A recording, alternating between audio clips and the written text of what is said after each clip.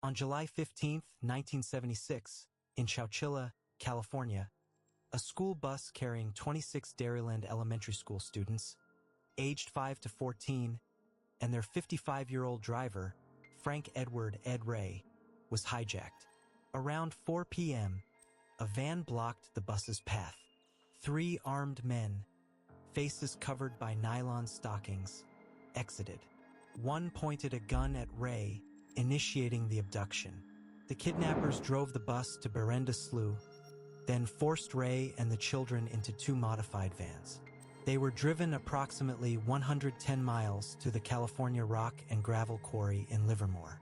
In the early morning hours of July 16th, victims were forced at gunpoint into an underground bunker, a buried truck trailer.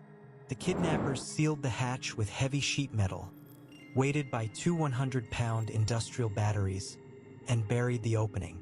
After several hours, Ed Ray and the older children managed to escape. They worked together, moving the heavy sheet metal and batteries, and digging away debris. 16 hours after imprisonment, Ray and the 26 children climbed out. They walked to a quarry guard's shack, where Alameda County Sheriff's deputies responded. Victims were medically examined, gave statements, and returned home. On July 16th, the kidnappers could not issue their planned $5 million ransom demand. They fell asleep, waking to news reports that their victims had freed themselves. Law enforcement and the FBI investigated Frederick Newhall Woods IV, 24, whose father owned the quarry. Woods and brothers James Schoenfeld, 24, and Richard Schoenfeld, 22, had prior convictions for motor vehicle theft. A search warrant for Woods' estate revealed incriminating evidence, including a ransom demand draft and the hamburger wrapper with children's names. Arrest warrants were issued. Richard Schoenfeld surrendered 8 days later. 2 weeks after that, James Schoenfeld was arrested. Frederick Woods was arrested the same day in Vancouver, British Columbia, Canada. James Schoenfeld later stated their motive was debt, choosing children because they were precious and vulnerable. All 3 pleaded guilty to kidnapping for ransom and robbery. They were tried and found guilty of infliction of bodily harm, which carried a mandatory life sentence without parole. An appellate court overturned the bodily harm convictions, ruling physical injuries did not meet the legal standard. They were resentenced to life with the possibility of parole.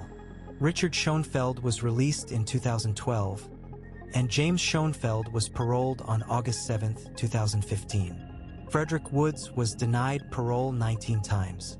In March 2022, a panel recommended Woods for parole. Despite Governor Gavin Newsom's request for reconsideration, the decision was affirmed. On August 17, 2022, Woods' parole was granted, and he was released at the age of 70. Bus driver Frank Edward Ed Ray received a citation for outstanding community service. He was visited by many children he helped save before his death on May 17, 2012. A park was renamed in his honor, and February 26th was declared Edward Ray Day. The kidnapped children suffered long-term trauma, including panic attacks, nightmares, and personality changes. Many reported trauma symptoms 25 years later, including substance abuse and depression.